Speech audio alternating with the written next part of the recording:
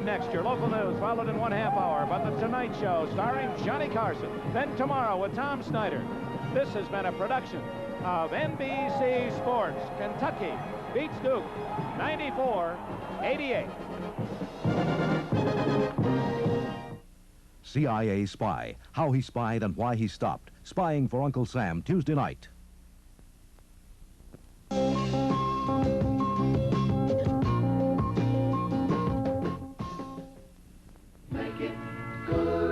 Make it good for a taste of morning sunshine. Morning sunshine. Make it good, make it right for you and me. Right for you and me.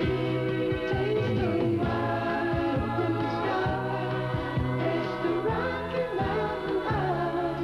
Make it good, make it yours. A customer's car kept running on after he turned off the key. So he brought the car in for a tune-up. But this baby doesn't need a tune-up. Amoco Premium Lead-Free is made to stop engine run-on. If your car's in tune but still runs on, it doesn't need engine work. It needs higher octane fuel like Amoco Premium Lead-Free. And if it doesn't have performance problems, use the Midwest's best-selling Lead-Free in the Blue Pump. After all, you expect more from a leader. Introducing the world's first 30-second grower meeting on soybeans. Mow Down herbicide controls velvet leaf, Jimson weed, smart weed, pigweed, lamb squatters, and tea-weed. Mow Down doesn't add to chemical buildup.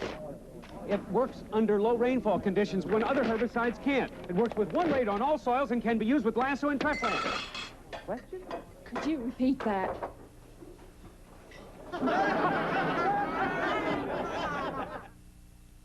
You're watching KMTV in Omaha.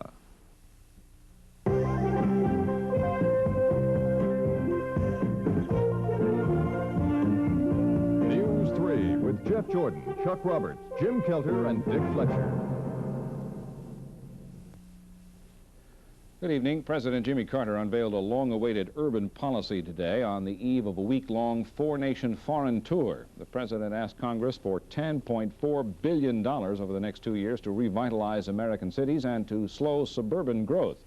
The policy also calls for local governments and private industry to redevelop the inner cities and to slow the flight to suburbia. Tomorrow, Mr. Carter leaves for Venezuela on his third overseas trip since taking office. The president will make stops in Brazil and then Nigeria and Liberia, in addition to the first stop in Venezuela. Chuck? Many of America's United Mine Workers went back to work today after the weekend signing of a new contract. The overnight shift workers were the first to walk off the job more than 3 months ago, and they were the first to return today. However, in parts of 7 states, pickets set up by still-striking UMW construction workers kept the miners from going back to work. Sometimes it was a 3-man picket line keeping 400 miners from returning to their jobs. The United Mine Workers Union and the mine construction industry tonight reached agreement on new contract. If approved, that contract will allow miners to return to work at all mine sites after the end of their 111-day strike. The Navy is still refusing comment on today's crash of an F-14 fighter plane near San Diego. The F-14 crashed into 2 vehicles on Interstate 15 north of San Diego this morning during an attempt to land at North Island Naval Air Station. Police said 1 crewman of the plane was killed, the other seriously injured. Miraculously, the 2 persons in vehicles the jet crashed into suffered only minor injury.